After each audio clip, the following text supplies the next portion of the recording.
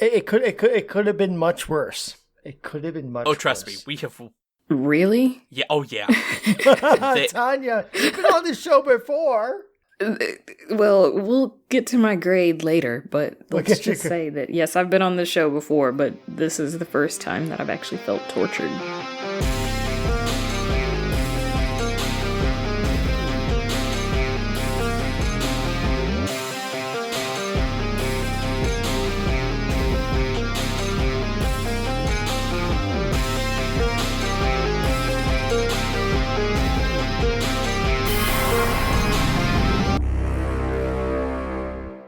Welcome to the Skiffy and Fantasy Show, Torture Cinema.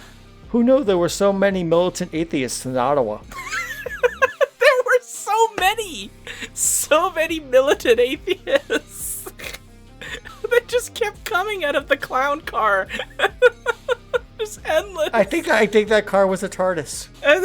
You're on the inside. Or like the car from the Coolio video. Remember, like in the 90s, it was, I don't know, like it was at a beach or something. I can't remember. Yeah, everyone's coming out of it. I remember that. Yeah, only vaguely, not as much as I think I should. But yeah, I know what you're talking about. Yeah, almost exactly the same. In fact, you could argue that this was the successor to a Coolio video. Yeah, maybe. I'm Sean. I'm Paul. And on today's show, we'll be telling you what we're drinking, but also talking about 2001's I almost said like Vampire the Christian Aid, which is not this film at all. No, this is Jesus Christ Vampire Hunter from 2001, which our Patreon supporters, thank you very much, selected because they, I guess, are monsters, but also selected poorly because this was a lot more fun to watch than some of the other options that might have been on the list. Also, we have a special guest today. We do? That is the fabulous and wonderfully terrifying Tanya Ransom. Hi, Tanya. Hi, guys. How are you? Hi, Tanya. We're still breathing. Yeah. So, really quick, for folks that may not know who Tanya is, because, gosh, it's not like you've ever been on this show before, but who are you? I am the creator and executive producer of Nightlight, a horror podcast that features creepy tales written by Black writers from all over the world. That is awesome. That is really awesome. It's also a really good podcast. Go listen to it. Thank you. And if you don't, I mean, we'll send militant atheists after you. So absolutely, in TARDIS cars, yes. Yes, correct. Yeah, precisely. But before we get to our painful review of the film, our summary, and what we're drinking, a friendly reminder, listeners, that we want to hear from you. Share your comments with us about this and past episodes at skiffyandfantasy.com/listener suggestions. That's all one word. We want to put together a listener mailbag episode with your thoughts, questions, topic suggestions, screaming rants, and everything else. So send us your thoughts and let us know what you think. We're Hugo nominated after all, and we want to know what our listeners think of us. Besides the Hugo nomination, which thank you, by the way. Even if it's a screaming rant, bring it on. Exactly. Also, huge thank you to a few of our Patreon supporters, including Sarah the Sensational, Adri the Astronomical, Ryan F. the Resilient, Kate the Cordial, and KB the Kind. Thanks again for your support. We appreciate you very, very much, and you're awesome. So, Paul, what are you drinking? I am drinking a Sprecher Wisconsin Maple Root Beer Craft Soda made with real Wisconsin pure maple syrup. Because, root beer, Wisconsin's the state next door, maple syrup, these are all good things. So, yes. Sounds pretty fancy. I want one. I had to order this. You don't find this one in stores yet. I had to order it from the Sprecher distillery. So, it is fancy. That's pretty freaking awesome. That is some fanciness. Wow. But speaking of drinking, what are you drinking, Sean? No, it's Tanya's turn.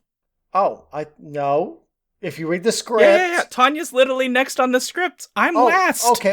What are you drinking, Tanya? My apologies. Okay. I am drinking Dr. Pepper and salted caramel Crown Royal. Wow. Ooh. Dr. Pepper fan. Yes. Yeah, I'm a Texas girl, so yeah. Of course. Sorry. That makes sense. I've never been to the state of Texas as yet. It is a major hole in my travels. Come.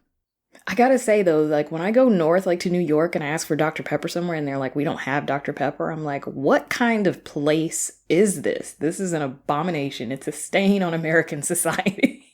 Okay, hold on now. Wait. So, Paul, given that you're the resident supposed, and I use big quotation marks here, the supposed New Yorker on this podcast, even though you're no longer a New Yorker, please explain to me why New York does not have Dr. Pepper. What is wrong with your state? Exactly. I'm holding you responsible, Paul. Okay. Well, you hold me personally responsible as the resident expat New Yorker on the Skiffy and Fantasy show. The reason why New York doesn't enjoy the goodness of Dr. Pepper is that New York doesn't understand a lot of things Southern, especially when it comes to cuisine.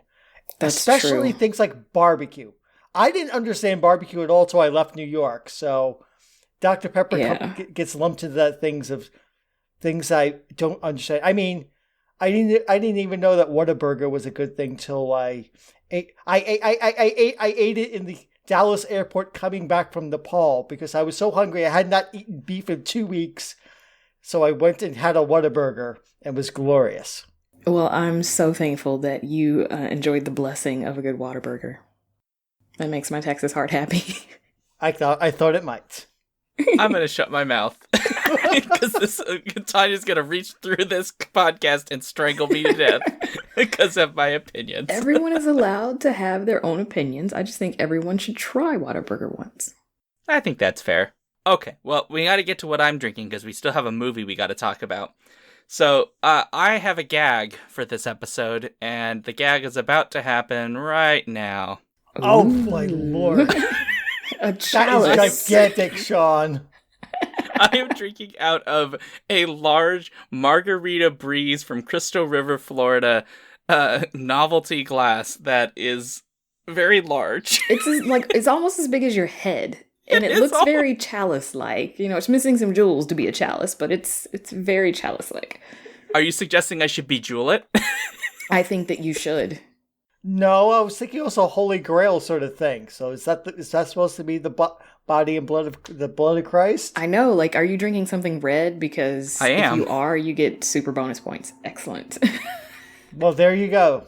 I am drinking I think it's called an Americano or Americatino or some sort of fancy drink. It's Campari and sweet vermouth with a little bit of spritzed orange juice, what do you call it? Mandarins, a little bit of mandarin in there, and some club soda, basically. It is a fancy drink because I thought that this episode deserved class. Absolutely. And I think bringing it in this glass also very much observed the class of this film. And so, all right. So it's time for the main event, and that means that Tanya has been, I guess, technically given the job as guest to try to make sense of this movie. And so, Tanya, what is the movie Jesus Christ Vampire Hunter about? It is about a town in Ottawa where vampires are hunting lesbians. And lo and behold, Jesus decides that he must come down and save Ottawa from these lesbian hunting vampires. Yeah, that's about how it goes. And then there's some song and dance in between. And lots of wrestling. Lots of wrestling. I mean, my ultimate tagline was, "This is the best movie with wrestling since They Live." Whoa. That was a backup tagline I had. And it's true. I love how succinct Tanya's summary of this film is. It is the most succinct summary of a film we have ever had on this show. Well, it must be that there are members of the show who go on for 10 minutes describing the plot. That's true. Be one of them. Yep, sometimes that's you, Paul. But Tanya's just like, to the point, it's got lesbian vampires, Jesus comes to save Ottawa from lesbian vampires and militant atheists. Like, bam, we're right to it. Yeah, that's very, very punchy. See, she should be a podcaster. Oh, wait, she is! Dun, dun, dun, dun. All right, well, on that note, we got to get to our likes and dislikes because there's a lot to talk about this movie. There's so much. It's so weird. Why does this film exist? I still don't even know how to feel about the fact that it exists, honestly. I'm still trying to decide. Well, this podcast will hopefully reify and formalize your feelings. Yeah, that's what I'm hoping for. I mean, you're not getting the answers you're hoping for. I just want you to know. You are leaving this more confused than you came in. Well, that Awesome. depends on the amount of alcohol and how silly we get. That is very true. So, That's true. to start us off, Paul, I am selecting you to give us the first like that you would like to discuss about Jesus Christ Vampire Hunter. Go. Okay, so we kind of mentioned it before briefly, but I'll go into more detail. I didn't expect this to be a musical. I didn't expect a variety of musical genres and singing and scat. And I mean, this thing goes from Christian rock to electronica. I mean, the opening credits are in this weird electronic voice. We get Christian rock. We get a variety of musical numbers in between the Jesus Christ beating up vampires and being sorry for himself and wandering around the streets of Ottawa. And I was charmed by that. I mean, it's not world-class beating music, but the music just kept... I rewatched the film today, and the thing that kept sticking with me again was the music and how the movie keeps using the music again and again to keep an effervescent, light tone to the film. The film doesn't take itself seriously at all. And the various varieties of music and the musical numbers kind of go with that. I mean, we get a scene where they basically go to the Dominion Dance Music Club and we see Jesus Christ on stage rapping. It makes sense in context, listeners. It makes sense in context. No, it doesn't. It doesn't make sense in Yes, context it either, does. Paul. No. It makes sense if you watch it why he did that. It makes sense for a given definition of sense as applied to this movie. That's fair. Yeah, Tanya's correct. Yeah, totally. That's fair. I think I am with you, which is I was not expecting a musical here at Yeah, me all. either. I don't know really what I expected. Like, the very concept of Jesus Christ and Vampire Hunter is a pretty silly concept. You know what I was expecting? I was expecting something like another movie that we've done together on Torture Cinema. I was expecting something more like Velocipaster. Yeah, something very, very in that vein. And in a lot of ways, this is like Velocipaster, except more zany. Yeah, it becomes more Velocipaster, and it leans even further into the zaniness than the Velocipaster does, which is saying something. I mean, this Listeners can listen to that episode to listen more about that one. I mean, yeah, like, so Velocipaster is just sort of very self-aware of, like, we don't have the budget for stuff, so we'll make jokes about the fact that we don't have an effects budget for the things we need to blow up. And so it's very self-aware of filmmaking, which is part of what I think is interesting about that film. This film, I think, is also self-aware, but also they're so committed to what they're actually doing here. So when it hits the musical number, like, it's not just like a couple of people. They get like 30 people involved in like a dance number, like a full-on musical. So it totally comes out of left field. It's all like bad wigs, and all of a sudden, like, there's like lesbian vampires who like are hunting other lesbians, and there's like a secret lesbian facility where you can find lesbians, which I guess is a thing that exists in Ottawa. There's just like a building where all the lesbians convalesce. I don't know.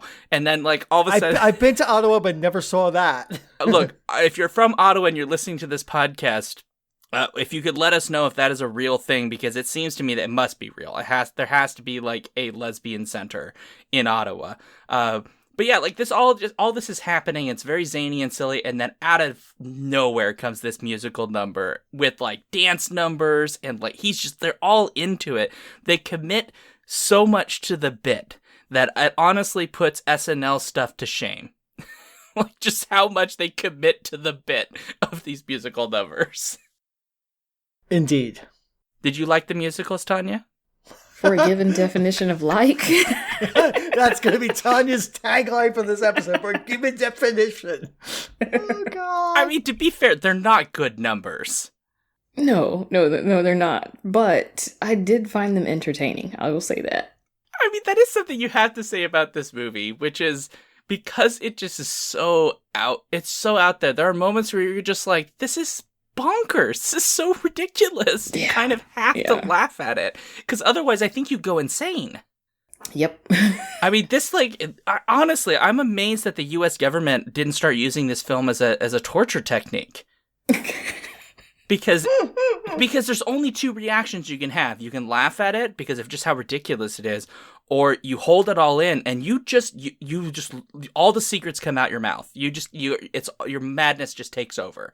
Right, you just like become like Rambo at the end of the first Rambo movie, where he's just finally snapped and he's just yelling about like all his friends who died in Vietnam. Like, I feel like that's like what happens to you if you hold it in. So don't do that. If you're watching this, if you want to maintain what little sanity you have left after a year of pandemic, this is what you should do when watching this film. I don't know what else to say. It's so ridiculous. I think we probably should go on to the next like. And that goes to Tanya. Tanya, what is your like? Well, what you said was actually an excellent way to introduce my like, because the thing that I liked most about this film is it taught me a lot about my mental fortitude. And that I can do hard things. That sounds like a Jen like. Like I my like is I got through this movie. It's like I got through the movie and I'm still sane. That's a good thing. You know, I thought childbirth was difficult. You know, that's kind of the thing that I used to draw on to tell myself how strong I was. But now it's going to be this movie. That I made it through this movie. You made it through Jesus Christ Vampire Hunter. Yeah. I can just imagine like telling the kids one day, you know, I thought that giving birth to you was hard until I watched Jesus Christ Vampire Hunter and I realized that everything about your existence is easy. Most definitely. Oh dear. Yeah, I mean, I agree with you, Tanya, that you definitely have to have a right mindset for this film, because if you don't... You do, and I did not going in, you know, like I knew it was going to be bad. I mean, the movie isn't long. It's 84 minutes, but if you're not in the right mind for it, then it would be 84 hours. It's true. Yeah, it did feel long until I was like, okay, this is what I'm watching. It's ridiculous, and I accepted it. That was the turning point, is when I accepted what was being shot into my eyeballs and into my ears. That's when things got better. Are you saying, Tanya, that you accepted Jesus Christ Vampire Hunter into your life? I did. And I feel saved now. Hallelujah. Thank you, Jesus. Yeah, I'm just imagining, like, if this became like a cult, and a bunch of people showing up at your door and be like, "Have you heard the good word of Jesus Christ Vampire Hunter?"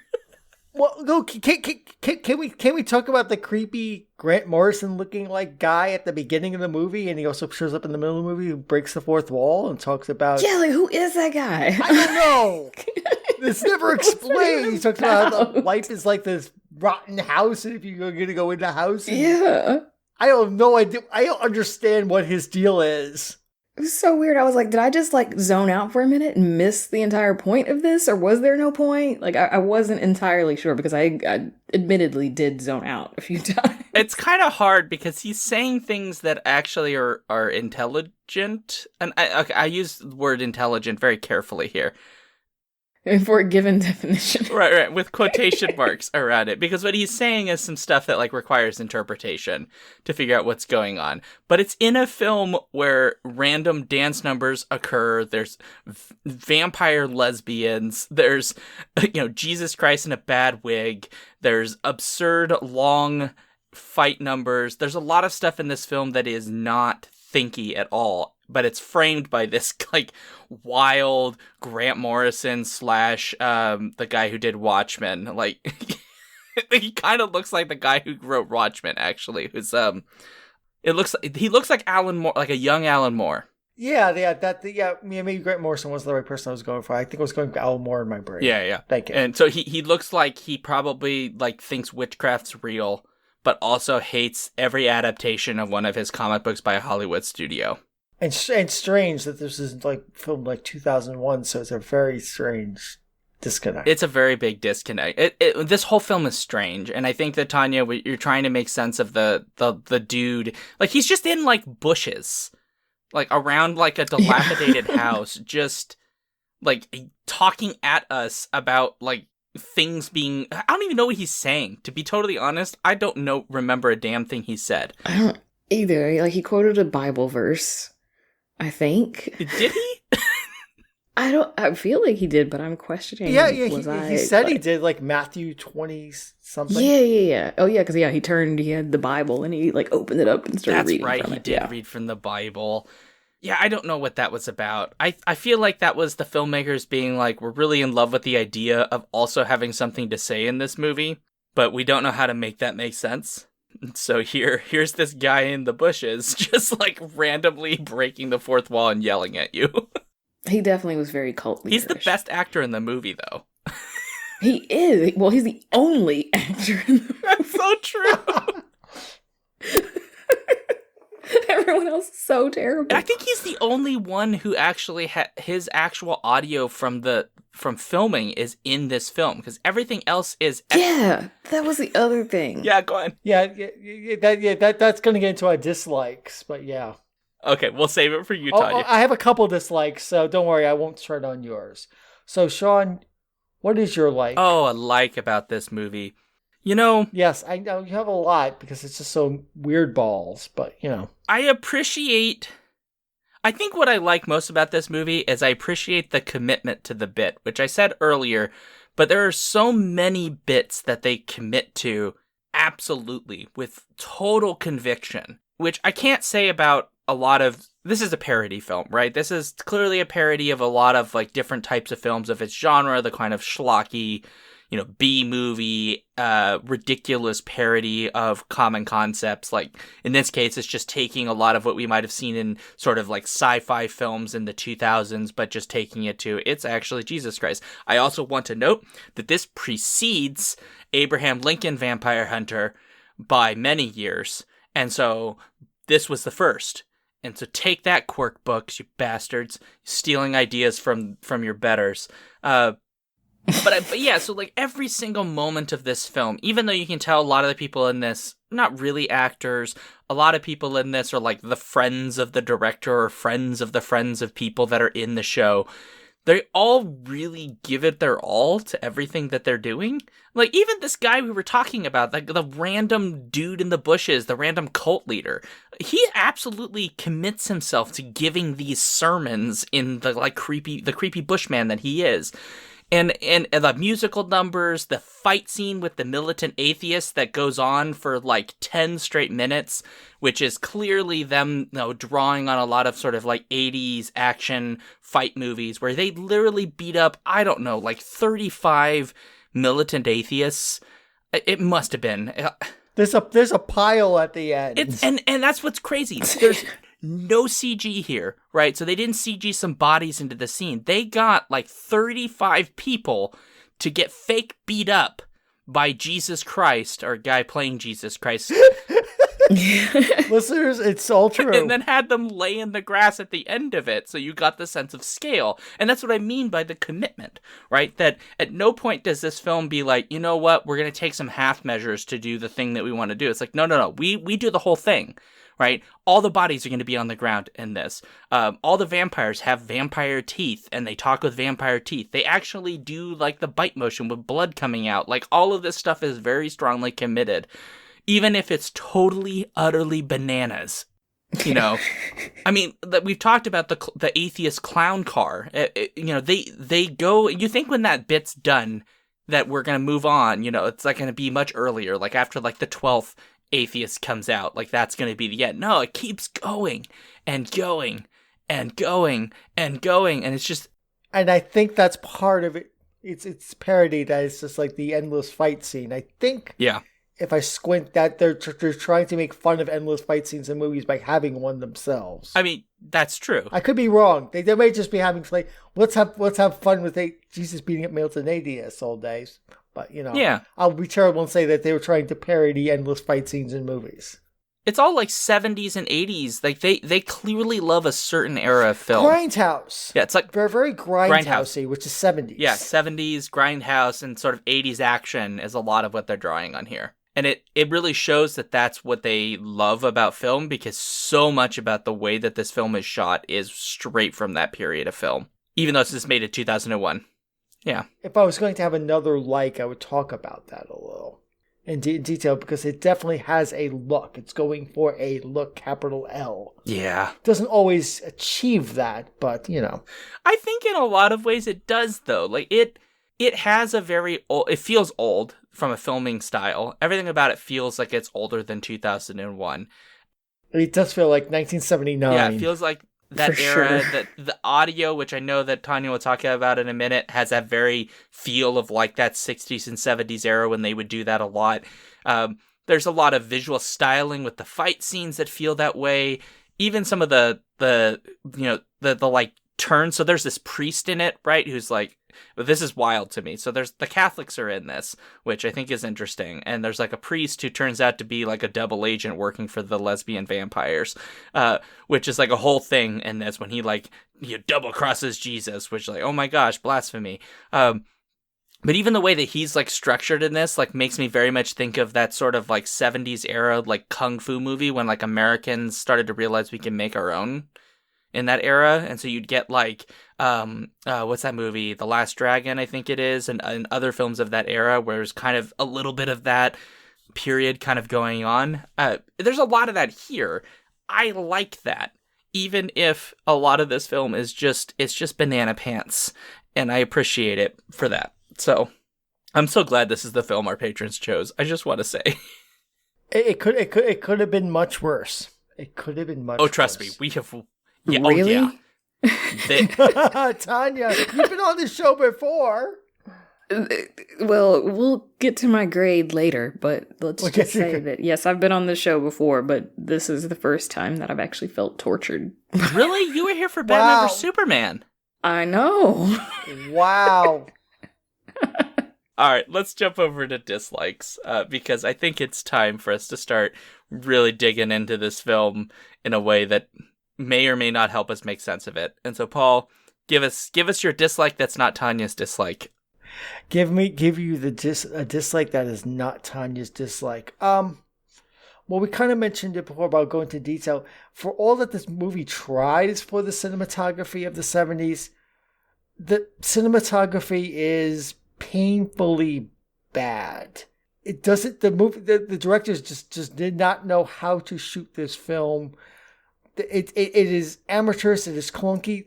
It's on bad stock. Did you notice like a lot of times we saw fringing on the color of on the sides of the screen? Yeah. I noticed. It's like I actually didn't notice that. there's a number of times, and I don't think it was trying to do the grindhouse cigarette on the corner thing. Oh, Like you're talking Tanya- about that. Yeah, okay, yeah, I did notice that. I thought it was intentional. I don't think they were doing it intentionally because it just happens Oh. randomly.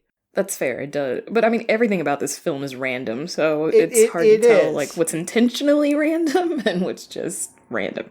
Right, and I mean, and the fight scenes, which are interesting, they're not very adventurous with their shooting. There's lots of times, like when Jesus gets pushed downstairs and things that it just doesn't look good. It's a film that's painful. It's a film that's better to listen to than to watch. The second time I watched it, I mostly listened to it. It was an even better experience just listening to the music and the corny dialogue than actually watching the things, because when it comes down to it, I mean, yeah, it's a very amateurish production that if they had just done some editing work and some reshooting, it could have actually been decent, but it's just like very, very painful. I mean, it's set in Ottawa, but aside from a couple locations, we don't ever get a sense of that it is Ottawa, and that's a missed opportunity because we get a bit of characterization of the city, but the movie almost seems like to shy away from showing like this is Ottawa, except unless you happen to know that place, like the club or whatnot. And that's against cinematic choices, because I could see a couple times you could almost see things like the Parliament building in the background, but they cut away. They don't ground the in a sense of place. I mean, it could have been filmed anywhere for all I knew. Sean's making hand gestures. I think maybe I'm going to shut up and let Sean speak. I just want to add to this, Paul, because I think it's important to note this film cost 100,000 Canadian dollars. That's it? This is how much this film cost, and I'm gonna venture a guess here, but it's not cheap to just filming in Ottawa.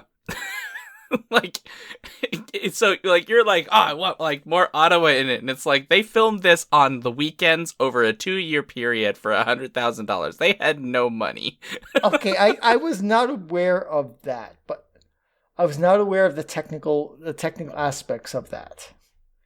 How That's could you fair, not know? But still, it looks cheap. It okay, does maybe, look cheap. Maybe it's because it's 2001, not 2020. But as you pointed out, they don't have any CGI. Thank God, because they would couldn't afford it, and B it'd be terrible. But Oh yeah. they missed a lot of opportunities to make this much more watchable. It's not bad enough that it goes over onto the side of good, and it's not good at all. It's kind of like, bleh. It kind Okay, of you sits shut on your the mouth. screen. Blasphemy. Okay. Jesus Christ can come and beat me up now, He'll send the Pope. or you'll send Mary Magnum to shoot me. Mary Magnum. I love Mary Magnum. There's a Mary She Magnum. was an alternate like of mine. She's great. She Yeah. is great. I mean they carefully and gently indicate, yep, she's a lesbian, and then of course she gets her own little subplot and redemption arc and everything. It's like, Can we talk about this for just? I know they're in dislikes, okay, let's go. but Yeah, I like know. this has a remarkable amount of just kind of being cool with like gay people thing. It's kind of Yeah. clumsy 20 years ago, cool Yeah. with gay people, but yes, especially for its time, it's like, and he says again and again, like, love is, I mean, Jesus says one place, love is like, because when it's like, he asks the vampires, well, why lesbians? And they said lesbians are deviants, and Jesus has this like face, is like, what are you talking about? There's nothing deviant about love, is what he says. That's the Exactly. quote. And that's a Yeah. very positive, I mean, that's a message you don't even get right half the time in 2021, much less 2001. So. And I want to Right. note that the major church presented here is Catholicism, which is a pretty big deal. There are a number of jabs at the Catholic Church throughout this. Although I couldn't figure out what church Mary Magdalene was supposed to be from, because she kept calling Jesus Rabbi, which is a very strange thing to call him. She's Yeah. like a magic sect. She's like from some other like odd organization. I know there are some, maybe she's a Jew for Jesus, maybe? I don't know. But it was a very charming little bit on her part that she kept calling him Rabbi. That's a very unusual title for Jesus. It's an accurate one, but it's not one anybody really uses. Right. Okay, well, I don't want to give them too much credit that they were being clever with this. I think that they were just going for like, we're just merging all the things. But I think it's important. I think it's important to note that it's kind of ridiculous that a film that is as absurd as this garbage festival of a film is somehow more accepting of not only gay people but also trans people, and bi not people. perfectly, and bi people Mhm. than a lot of mainstream cinema, because there are multiple moments, like, yes, lesbian vampires is a joke throughout this entire thing, but the fact that Mary Magnum loves a woman at the end is not considered a big deal. When Jesus is taken in by this trans woman who is kind of almost like mothering, and I think it's meant to be sexy. Yeah. They're definitely going for the parable of the Good Samaritan there, because a couple people pass him by. Right. It says, like, oh, my compassion ends at 6 p.m., but the trans woman takes him in right away without any hesitation. So that they definitely were doing a bit there and showing somebody who's marginalized then and now as the person who ministers Jesus back to health. That's a powerful message. I mean, this movie's got message. I mean, its cinematography sucks. It's not filmed right. The acting is weird, and I could mention other things. So we're spoiling other people's dislikes, but message and its heart. The movie's got heart all over the place, which charmed me. I want to say, I just want to be a little careful, because I while it does these things, it is a film that it is a 2001 film that's stumbling along, but still, it definitely doesn't understand trans people. it's still light years better than a lot of stuff. Yeah, I mean, she's kind of presented here as being a bit sort of. I think the intention here is like she's somewhat hypersexualized to a degree Yeah. where she's very into Jesus, but nothing Yeah. actually comes of that. So I don't know if that it's just they didn't know how to write like a character who is trans, or if they did want her to be sort of somewhat aggressive, or they just like I don't know what it was going on, but I think it's important to note that it is a film in 2001 about a bonkers story about lesbian vampires and Jesus Christ being a vampire hunter that also happens to have a trans woman who is a good person, if not flawed, that Jesus does not, as a member and representative of the church, immediately reject and cast out as deviant, etc. And that, imperfect as it is, I think is an important thing to note, given just how virulently anti-trans our culture is today. Still was in 2001, I just want to be clear, but we decided, like, hey, what's progress? Let's just go backwards. So I think we're up to Tanya's dislike. Yeah, Tanya, lay it on us. Give us your dislikes. Ugh. Everything about the sound. Like, actually, Paul, I was kind of surprised that you said that when you rewatched it, but you paid more attention to the sound, that it was more enjoyable, because that for me was the thing that made it torturous for me. Well, compared to the visuals? I still think the sound is worse than the visuals, honestly. I don't know. Like, I'm a very, like, sound-driven person. Like, That's possible. And I'm a very visual person, as everyone knows. I mean, photography and whatnot. So I look at how things look at more than sound. So I could see why you would focus on that deficiency. Well, please continue. Tell us more. yeah. And at first I thought it was because I was a podcaster. I just notice a lot of these things because when I'm doing my own podcast, I have to pay attention to things that don't sound right. One, it was like the fact that it was like a foreign language film, but everyone was speaking English, so it's like the dubs were just so bad and it didn't line up with their lips. And it's like I'm watching a movie in English and the subtitles I have are in English and it's still not matching up. Like, I literally thought for a moment, I was like, is this film actually in English, or am I like tricking myself with their lip movements thinking that they're speaking English and they're not? Because like, I'll watch foreign language films. I love foreign language films, with subtitles usually, because I don't like it when they dub English over the original language. So that was a big thing for me that I had a really hard time getting past. Like, I could not get into the story. Not that there was one, but I couldn't get into the story because I was having such a hard time, like, following what people were saying, unless I looked away. So, like, I missed a lot of the visual stuff because I just, like, stopped looking at it at certain points in time because, like, my brain was getting tired of trying to, like, reconcile the fact that their mouths weren't matching the words. And then, like, all these fight scenes had, like, Three Stooges / cartoon sound effects noises, like the punch sounds, like people, getting sprung off the ground, like boing, and, it's like... It's like 60s Batman. Yeah. Yes, that's exactly what it was. Except I was without the just Pawam and like... Pow graphics. It could have been improved with those. That might have been Yeah. funny. Yeah, that would have made it interesting and made it seem like more intentional and not just, we don't have any money, so we hired this, 7th grader to put sound effects in our music or in our movie for us. So, I get how they probably did it intentionally because those sound effects do, in fact, actually go with the ridiculousness of the movie. But, at the same time, like, we were just talking about, the message from this movie. It was obvious they were trying to do something a little bit bigger with the movie. So, I don't know. It was just, it didn't seem to fit the movie. Some of them are worse than others, too. Yeah. So, yeah, for sure. Yeah, like the main priest, for example, the one that betrays Jesus, like, his mouth never lines up to anything. Nope, like, not at all. I thought he must be speaking in French or something, and they're just dubbing in English because his mouth lines up to nothing. Nothing. It's amazing. It's like, it was pretty clear that they perhaps tried to capture sound on set, but maybe it wasn't usable. And so everybody had to go back and record voiceovers, and then the sound designer had to go in and, put the sound over their actual speech in the recording, and it just didn't line up, and they were like, we're not going to do a retake. It's fine. Yeah. But that was like 98% of the movie was like their lips just did not match the words that they were saying. Yeah, it was right off-putting.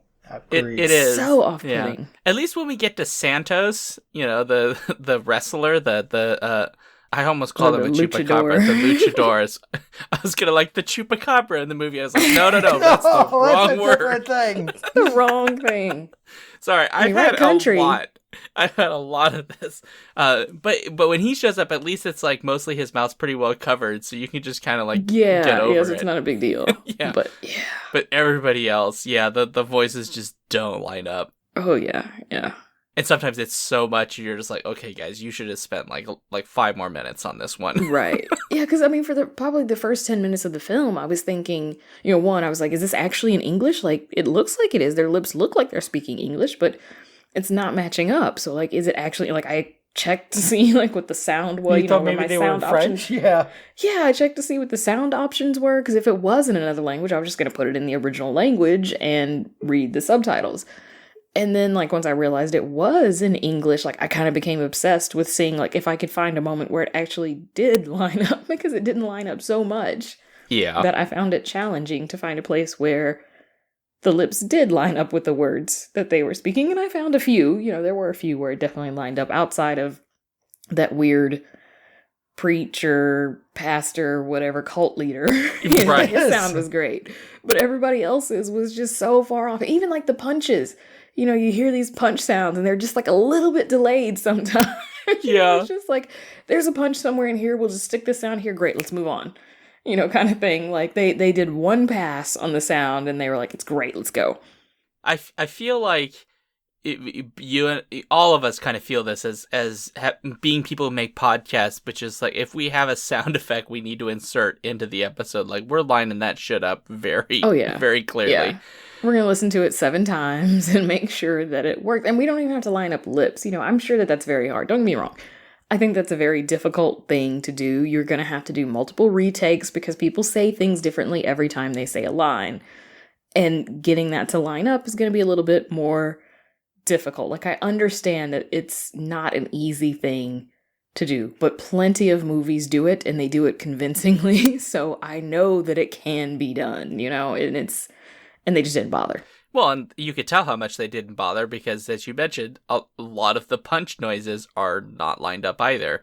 And those are comparatively easier to line up than lips. Yeah, than lips. Yeah, I actually, like, turned the movie off at one point because I was like, is there something wrong with Amazon where, because sometimes you're streaming something and the sound isn't quite in line with the video. I thought that was happening at one point. So I, closed the whole app. Because, like, when I just closed the movie and then started again, it was still off. And I was like, okay, maybe the app's, like, wrong or something. So I closed the app. And then, I realized, oh, it's the movie. The movie is this bad. The movie's broken, not your Roku. It's not my TV. It's not my app. It's the movie. It's the movie. And I don't know. It was so distracting for me that it was difficult to pay attention to a lot of the other things that were happening in the movie. It's kind of wild too when you think that they did musical numbers in this. Yeah. And a lot of times when you do musicals, you don't. There's sort of been this new phenomenon of, like, singing on set, and then you take what's sung on set, and then you basically have the orchestra rework their music so that it lines up with how they're sung. This is not the way that you should do musicals. They just want to note because Cats 2019 just fucking kill me. I'm so glad I didn't watch that movie. Because it was that or Batman versus Superman, and I chose Batman versus Superman. You're welcome. Don't worry, though. Eventually we will do Cats 2019, and I have pegged you for that one already. You're welcome. You're evil, Sean. You're evil. But like, if you're doing a musical number, right, you've sung it ahead of time, and then you do a performance, but, like, you're supposed to do the performance with, like, you listen to the audio and you're either fake singing or actually singing with the audio, and then you just line up the takes and you're done. And so it makes no sense that any of that would also be out of sync, because that should have been sorted. That's an easy sort. And yet they didn't. So, like, there's even times when, like, some characters are singing, but the character itself isn't singing. Like, the voice is there, but there's no lips moving. Right. Yeah. It's so bad. It's like they obviously did not care. It's one thing to be, like, intentionally bad about something like, okay, you use those sound effects, the weird cartoonish fight sounds. Like, okay, that's all well and good. Like, I can understand that artistic choice, but you still make the effort to line them up. Yeah. Because, I mean, at some point it becomes distracting to the film as a whole, and you don't want to do that as a filmmaker. You don't want people to be distracted from the thing that you're trying to create. There are ways to be silly and ridiculous without making people feel like their app is broken. I agree. I think if you took the concept of this movie, which if we break down the plot into more detail, right, it is obviously about lesbian vampires, or vampires hunting lesbians to convert them to vampires, and then Jesus Christ coming to hunt them. After we should note a bunch of his priest friends get murdered or whatever. On a beach, on a beautiful beach. On a beautiful beach. Really would ruin your day. Or like when he slings that one girl in the water, like he spins around, and there's the sound effects of. We didn't talk about it. He holifies the water, the whole water. Oh yeah, when he's in that bar and he crosses the water and spits it in their faces. Yeah, it's right. That was actually pretty awesome. I will have to say that, like, the idea of Jesus Christ being a vampire hunter is actually a pretty cool idea, because Jesus Christ could do a whole lot against vampires, since, theoretically, holy imagery and things like that offend them and, make them easier to beat. Like, Jesus Christ is the perfect vampire hunter. Yeah. And the whole scene in the bar where he spits, he blesses the beer or water, whatever it was, and spits it in their faces. That was great. I was like, oh, this is exactly what this movie should be. Like, Jesus Christ using his holy powers to defeat vampires instead of, like, just fighting them like a normal person would. Like, he walks around healing people and he needs to punch the vampires. It doesn't make any sense. There's like a weird element to this of like, if they just spent more time developing the concept, like the very idea that Jesus Christ, vampire hunter, needs as his sidekick later in the movie a famous luchador is a fantastic. And God tells him that, like, right, God the Father tells him to go to get Santos, which is just like, Paul. Banana pants. It's like you're talking to God in a bowl of cherries. A bowl sundae, of cherries talks to him. Yes, and then tells him, "Yes, you need to and then eats one. Need to get a Mexican wrestler to help you fight the vampires." And like what? And also call your mother. Like which is just. I mean, it seems like this could have been a project, and I don't know, maybe it was, but it seems to me like this could have been a really fun idea of like you do like a really short feature length film. I don't remember how long this is, but it feels like 2 hours long. But you do a short feature film, figured out, you like really hone in on this visual style that you want to go for, and you just play up Jesus Christ and the luchador named Santos, who also falls in love with a random vampire woman who he saves and runs off with into the sunset. Like there's just lovely things like that you could really just have a blast with. Like the idea of Mary Magnum is lovely. Such a cool idea. I want more. Where's my Mary Magdalene sequel? Darn it! Yeah, and then, like the fact that she kind of disappeared for. I was really surprised that, after that initial fight that they have, where she's with him, fighting the vampires, she disappears until the end of the movie. Because one, I totally expected a movie like this to take the hot girl and use her throughout the film for sex appeal to keep people interested. And like when she disappeared, I was like, wait, what? Like that wasn't characteristic of the film at all, in my opinion. I mean, to be fair, they did sexualize her because there were a lot of butt shots. Oh, yeah. And then at the end, like, everybody's grabbing an ass. Yeah, that red cat suit. Yeah. They were definitely... Jesus is grabbing somebody's ass at the end. With this song about everybody gets laid. Oh, my God. Okay, can we talk... Okay, this isn't one of my dislikes, but, like, there's a woman that's in this who is, like... She's like, is she like the friend or handler of Santos or something? Like, she's this woman that at the end, Jesus keeps grabbing her butt. Yeah. And there's no explanation. Yeah. He just keeps like copping a real deep feel. Right. And I don't know if it's like she's into it or... Yeah, no, it's really hard to tell if she's like, I can't say anything to Jesus. Like, Jesus is grabbing my ass, but I can't dare say, Jesus, please don't do that. Is there consent here? That's a good question. I feel like this is another thing, which is like, there is obviously some sexualization of women in here, and there is some stuff where it's like I think you needed to think this through a little more, because Yeah. to me him grabbing her butt all the time was like really, it was a little skeevy, and Yeah. it did not feel comfortable, and I think it's No. because we're missing context. Yeah, I would agree with that. I would agree. And I mean, as a woman, like if Jesus came down here right now and grabbed my ass, like I wouldn't know what to do. Like, do you say no to Jesus? Like, what? Do you go to hell That's if a you say good no question. to Jesus? Like, This funny reminds me of a old Saturday Night Live skit from like the 90s where Mr. Rogers is with this bunch of people and there's a cop there and he goes away. Then Mr. Rogers turns evil and like beats up somebody and leers at another, and then the cop comes back and says, "What's wrong?" And the guy says, "Mr. Rogers kicked my ass." And then Mr. Rogers just instantly says, "I think some people are living in the land of make believe." Oh, Yeah, it's like, so nobody believes. Yeah, they don't believe the people because, it's Mr. Rogers. It's like it's the same sort of things. Like Jesus does nothing to you. Like, what do you do with that? I don't know what you're supposed to do. It's just not explained, so I think it's No. just meant to be like weird, but it's. I feel very it's- much like it's a. Oh no, we've not got onto my dislike. No. We We had had to so cut much to to your talk about dislike this it film. because there's all these weird side tracks. There's so much to dislike about this film, though. There's a lot There's to just a talk lot. about. We could be here all night. But okay, I guess I should get to my dislike because eventually we have to stop recording a podcast. So, I gotta say that if there's something I dislike about this film, it is that at times this film feels narratively lazy.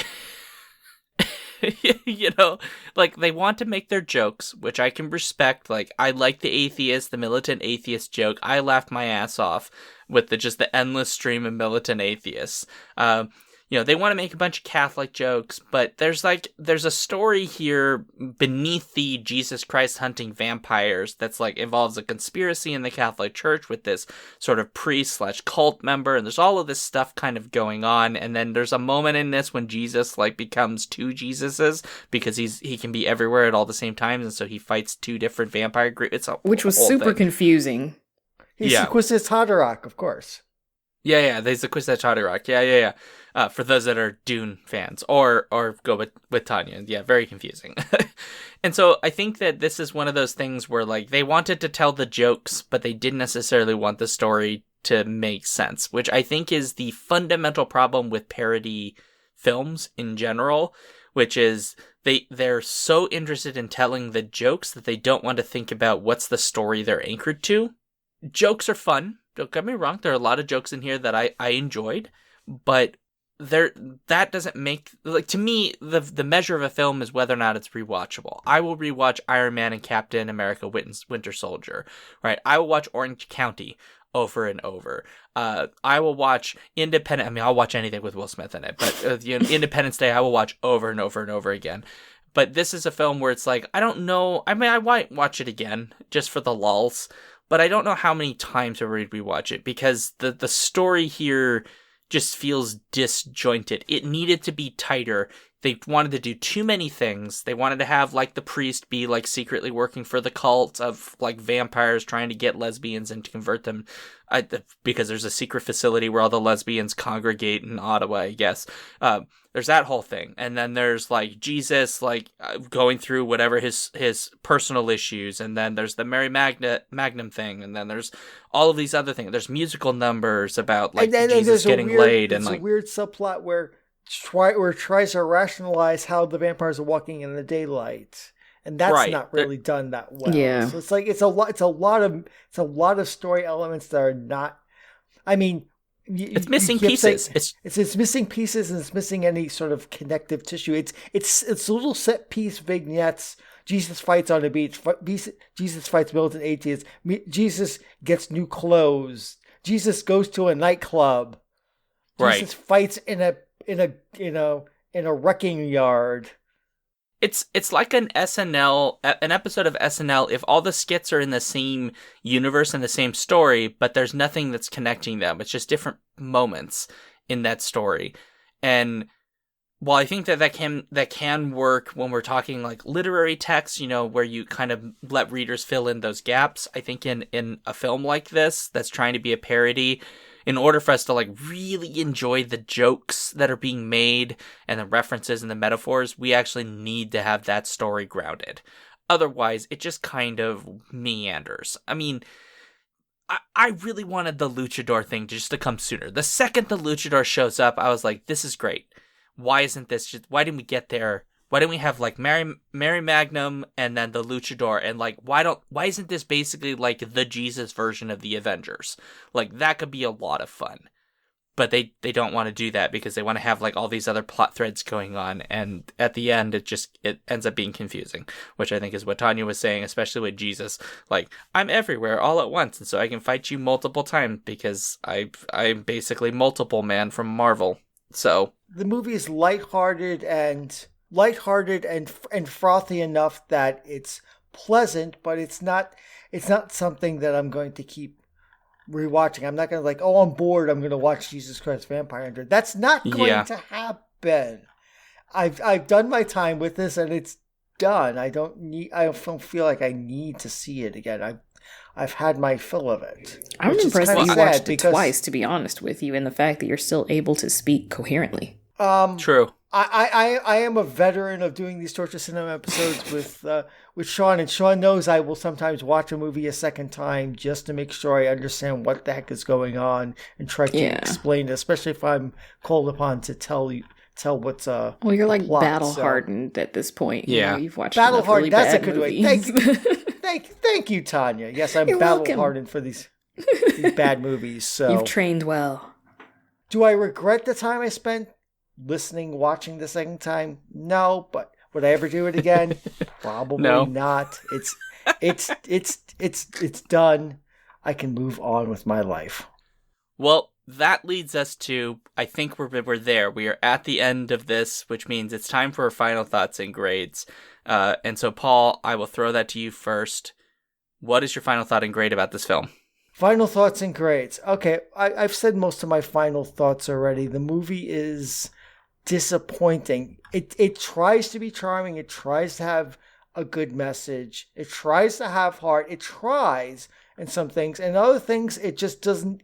It doesn't seem to give enough of a damn. And we've mentioned some of the things before: the cinematography, the sound, the editing, the lack of a story, the half-baked elements, the more like it's a string of SNL skits without a coherence to it. So it doesn't do, even for $100,000, it just does not rise up to what it should be. And so, but is it the worst thing we ever watched in Torture Cinema? No, because it's not actively offensive enough for me to give it the worst possible grade, because we watched some things that made me want to throw things at the screen. Mazes and Monsters comes to mind.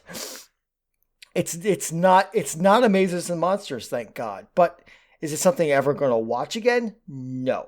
I'm rolling around here trying to come up with a fair grade because Jesus is watching me. Remember, I was raised Catholic. That's right. Listener, so I don't want Jesus to come and beat me up because I'm gonna piss on this film. But I'm gonna piss on this film and give it a disappointing D-. That is totally fair, Paul. Tanya, what about you? What are your last thoughts and your grade? Like, it was the sound for me that really did this movie in. Like, I think I would have given it a better grade if the sound hadn't been so terrible. But again, like I said before, I'm a very sound-oriented person. And so when that doesn't work, it kind of ruins an entire experience for me. So I have to give it an F. Jesus, forgive me. Tanya brings the 0. Whoa. Yeah, I mean, I gave Batman vs. Superman an F too, though. But like, I kind of regret giving that movie an F at this point because I didn't know how much worse it could get. Well, the unfortunate thing for you is you can't change your grades after the fact. No, you're stuck thinking they're the same level. Yeah, forever. But this is definitely the worst movie that I've watched. Like, I really had to force myself to watch the entire movie. Like with the other movies that I've watched for this show, yes, I had to, really commit to sticking with it even though it was bad.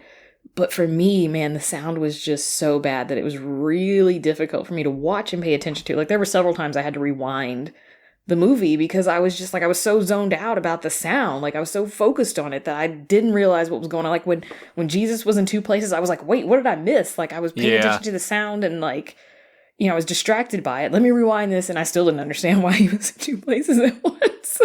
It makes no sense. It's just like, because God's everywhere, Jesus is everywhere. So like, why aren't there just like 5,000 Jesuses then? Exactly. There's no logic. Yeah, and I mean, like, the fact that he's Jesus, like, again, why does he actually have to punch any of these vampires or stake any of them? Like, why can't he just, you know, touch them with his holy hand and they die, you know? But yeah, of course that wouldn't have made a very good movie. That would have been kind of boring. Jesus just goes around, you know, touching the foreheads of vampires and they crumble into dust. You know, that wouldn't have been nearly as interesting as all the fight scenes. It's the Hercules, the legendary Journeys problem. If you remember that series from the 90s, half the time Hercules could beat up anybody, and half the time it seems like that just like a couple guys with a club can knock out Hercules, which is like lack of consistency.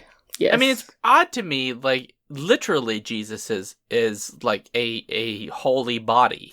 Right. Like, you would think even looking upon him is a bit much for a vampire. vampire. I mean, they can't look at a cross. Like, certainly they can't look at Jesus. You know? So what you're suggesting is basically anytime vampires are around Jesus, they have to wear sunglasses. Right, yeah, something. In terms of my final thoughts, look, I'm not gonna lie, I enjoyed watching this movie. Just because the second I figured out that this was not going to be, you know, some like well-constructed story, I just went in with the mindset of I am about to just have some fun at how utterly banana pants this film is. And in that respect, I was not disappointed because this film is utterly banana pants. There are entire sequences in this when I laughed my nips off. I couldn't stop. Like the militant atheist fight scene where they just like show up to it makes no sense, absolutely no sense. They're militant atheists, but they're literally staring at Jesus and they know he's Jesus. So how can they be atheists anymore? It makes no sense. And yet they keep trying to beat him up. They sent like 30 people after him. I laughed so hard because it was so hilarious. And I'm an atheist and I found that hilarious. It was so funny. So there are moments of just pure joy watching this film. I'm not denying that. I'm not saying it's not a good movie, but I mean, there are moments when I'm sure it's just not a good movie to me. That's fine. This is mine. This is my time, Paul. Okay, this is yours. Okay. Don't take it from me. So I would say that I enjoyed some moments, but it's not a good movie by any stretch. It's very bad. To me, it's bad enough to be amusing. And that's why I won't be with Tanya on this in terms of a grade. And I will be with Paul, which is I'd actually give this a D, just because I think that this film is fun enough that it's not totally unsalvageable. But it is not a good movie. I think it is worth watching once to understand mentally just really what this film is. And also, I think if everybody watches it once, you would become mentally stronger. In fact, this should have been required watching before the pandemic started, because I think it would have helped us all to sort of prepare ourselves with what we were about to experience. This is true. I definitely feel quite a bit stronger. So your grade makes things easy, Sean, with your D. So we average to a D minus and F, and a D comes out to just about a D minus average. Nice. All right, folks. Thank you, Jesus. Thank you, Jesus. Yeah. Thank you, Jesus, for making my math simpler. All right, folks, we've done it.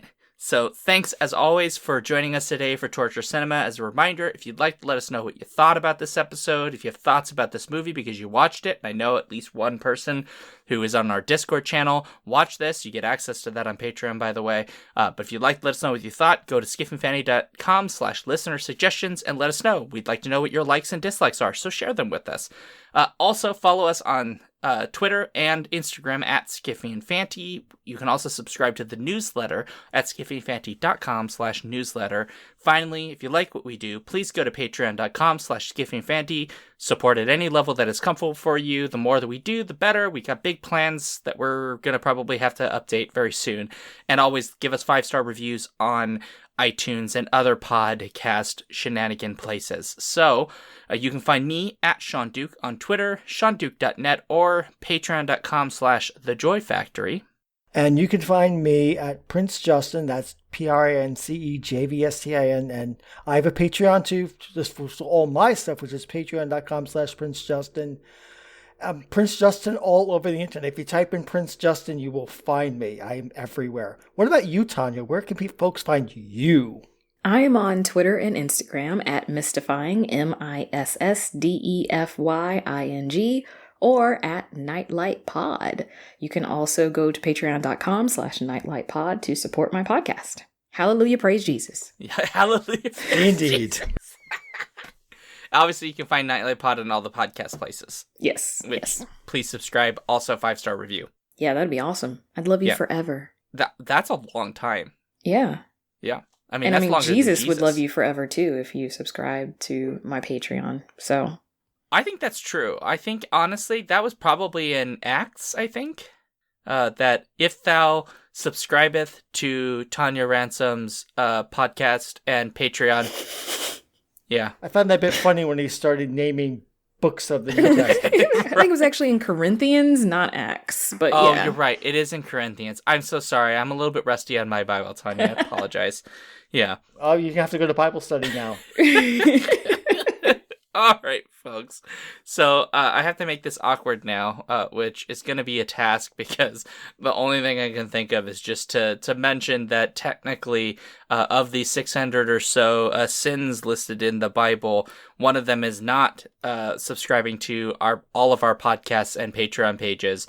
And so if you do that, in fact, you will be in the good graces of God, which I think is important, even though I'm an atheist, because that's something that really matters to me. And so do that, and you'll be in the good graces of God. Hallelujah. All I have to say at this point is stay frosty, citizens. And stay on that frosty. Note, awkward ending and scene.